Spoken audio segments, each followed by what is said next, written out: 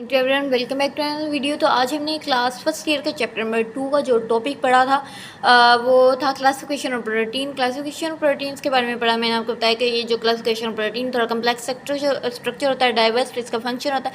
ये डिफिकल्ट भी होता है क्लासीफाई करना एक सिंगल वेल डिफाइन के अंदर। बट हम लोग फाइब्रस प्रोटीन और ग्लोबुलर प्रोटीन के बारे में हम लोगों ने ऐसे पढ़ा कि ये जो ग्लोबुलर फाइब्रस प्रोटीन होता है कंसिस्ट होता है वन और मोर पॉलीपेप्टाइड चेन, जबकि ग्लोबुलर प्रोटीन होता है ये मल्टीपल पॉलीपेप्टाइड चेन के अंदर फोल्ड होता है। इसी तरह फाइब्रस प्रोटीन जो होता है इसके अंदर सेकेंडरी स्ट्रक्चर मोस्ट इंपॉर्टेंट होता है, जबकि ग्लोबल प्रोटीन के अंदर टर्शियरी स्ट्रक्चर इंपॉर्टेंट होता है। इसी तरह हम लोगों ने पढ़ा कि ये जो होता है फाइब्रस प्रोटीन जो इंसोल्यूबल इन कह लें एक्वस मीडियम, जबकि ग्लोबल प्रोटीन जो होता है सोल्यूबल इन एक्वस मीडियम, जैसे कि salt solution, acid solution, base aqueous यानी अल्कोहल में ये सोल्यूबल होता है। जबकि अगर बात की जाए ये नॉन क्रिस्टलाइन होता है, ग्लोबल प्रोटीन जो होता है वो कैन बी क्रिस्टलाइन यानी क्रिस्टलाइज होता है, जबकि फाइब्रस प्रोटीन जो होता है वो क्रिस्टलाइन, नॉन क्रिस्टलाइन और इलास्टिक इन नेचर होता है।